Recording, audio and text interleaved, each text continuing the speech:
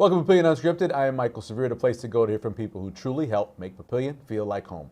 Joining us this time is the Assistant Rec Director, Tim Moran, joining us here. How you doing? Good, how are you? Good. So I know we only have about 15 minutes, but give me your job duties. I know you have a lot. Yeah, as the Assistant Director, I basically support the Director, fill in for her when she's not around.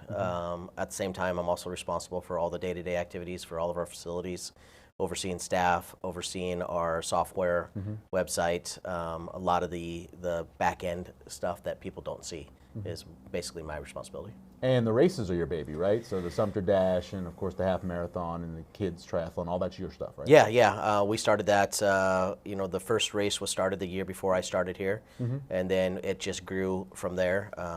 Now it's down to just 3 races throughout the year, but we used to have 5 or 6. It's just the race industry has changed so much since we started that we just can't really compete with the private groups out there anymore. So, so we focus on the races that we do good and we enjoy doing. Do you miss the triathlon? I know the mayor said earlier during the half marathon that he kind of misses it. Do you miss it?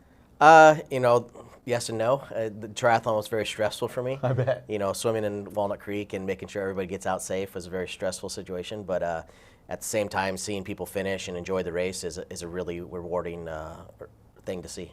A lot of people it takes to get that half marathon, 10K and 5K off the ground and to run. Can you kind of tell us a little bit what goes into all of that, the planning and the operation? Yeah, we start the planning process about 6 months prior, having meetings, just making sure we know what the course is going to be, what we want to do for awards, shirts, just kind of getting marketing materials out there. And then once we open up the registration, it's just kind of seeing where we're at for numbers. And as we get closer, it's a lot of planning with all the volunteers, which takes a lot of volunteers to put on that race just because we're spread out so far. And then working with all the individual groups to make sure they know their duties for the day, making sure all the orders are in place and we've received those orders. Once that all's done, it's pretty much home free. I think people really appreciate this course because you talk to them afterwards, even the winners, they're like, oh, the hill was tough. But I think it really takes it's one of those things where you want to push yourself and it allows you to push yourself. Yeah, our course changed 3 years ago when we moved to the landing, and it is a little bit more hillier than it used to be, but it's a lot less turns. Our old course used to have a lot of turns starting and finishing out at Papillion South, but now it's basically just a straight shot down Lincoln Street, turn around and come back, which is great for the police and fire because we don't have to block as many roads, and it's great for the athletes because they get to go a very long distance on the road rather than the trail system. You mentioned the rec director, Tracy Stratman, and you've been here a long time. She comes in, I always like the kind of like the dynamic between employees and stuff. How is that like bringing her into it? Because I'm sure you had to get her up to speed on some things, right? Yeah. What was that like? At first it was a little tough. I mean, Tracy and I go back a long way. Right. We actually started our careers together. She was in Omaha and Papillion. So we knew each other, we were friends. I actually kind of helped her get the position over here a little bit. And but she had to relearn everything. And Omaha operates so differently from us. It was like teaching a newbie everything, and everything that we've done, the history and everything and why we've done it. And yeah, she wanted to change things and put her stamp on a lot of things, which does make it a little difficult, because I have been here so long. But we work well together. We can bounce ideas off each other. We can get mad at each other, and the next day we're back to being friends again. So, so overall, it's been great. Yeah, it was hard with Lori leaving since we worked together for so long. It was a big adjustment for me, but I think in the long run it'll work out, and we'll be just fine. Yeah, you mentioned knowing her, so even going to conventions together. Tell me the story about the tank races.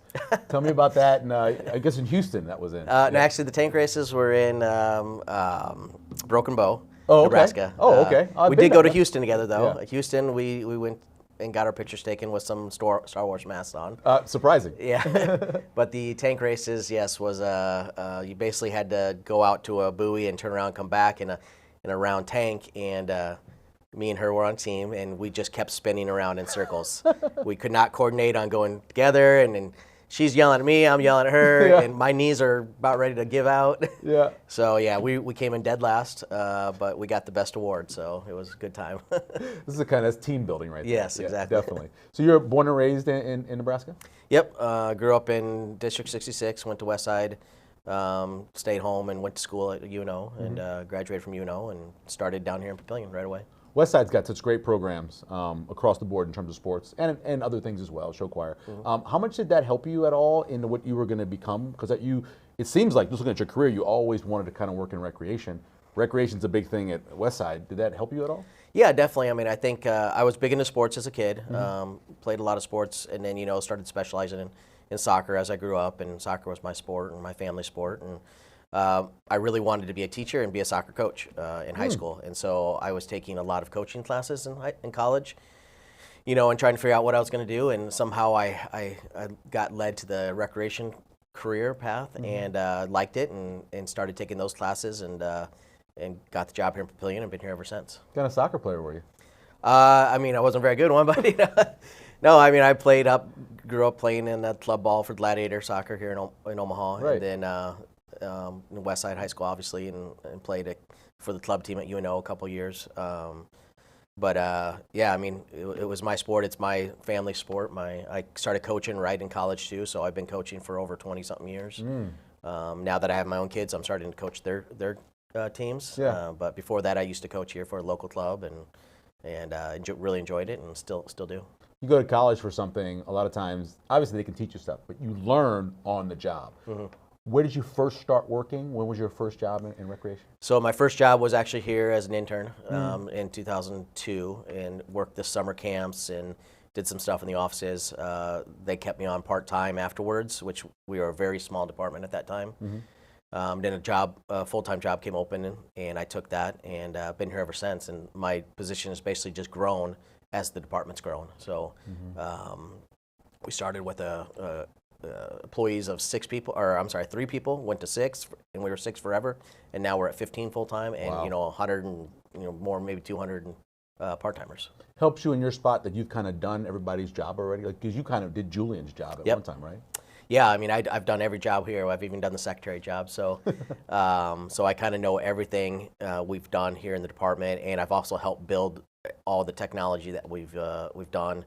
So I kind of know all the ins and outs, and it's been fun learning those things and developing those, and then turning those over to different people now as so they can learn them and take it from there. Yeah, we got Papio Bay, obviously, and we have Sumter, and you have all the fields and everything, and different people are over each one of those. It helps you guys are a pretty close team?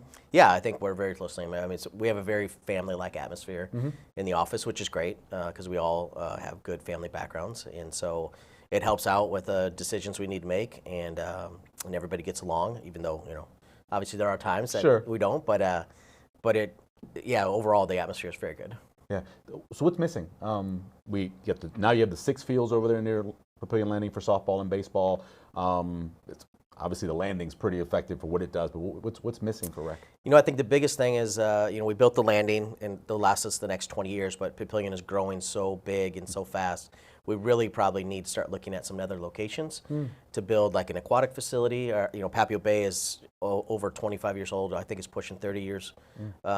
We really need another pool, I think, in the town to support the traffic that we get at Papio Bay, and maybe looking at some other facilities out west a little bit more. I think that's really a need in the community. Because that's really where the population is moving to, yes, right? So you want to match the population? Definitely.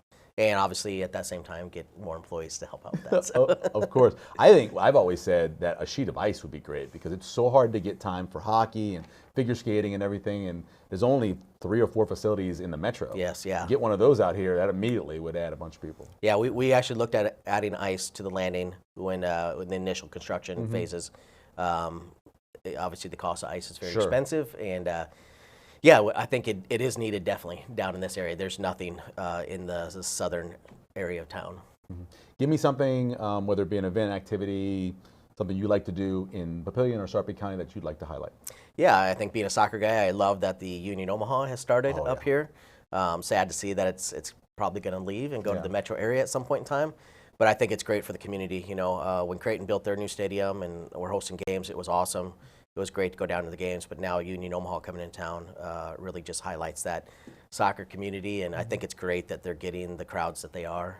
It's really good to see. And, hopefully one day we can get a bigger team to come visit, and it'd be cool to see. Do you watch Premier League and stuff like that? Are you into that? Yeah, I do. I don't watch it regularly like some of my family members, but Yeah. I do enjoy watching it, and used to go to a lot of games down in Kansas City.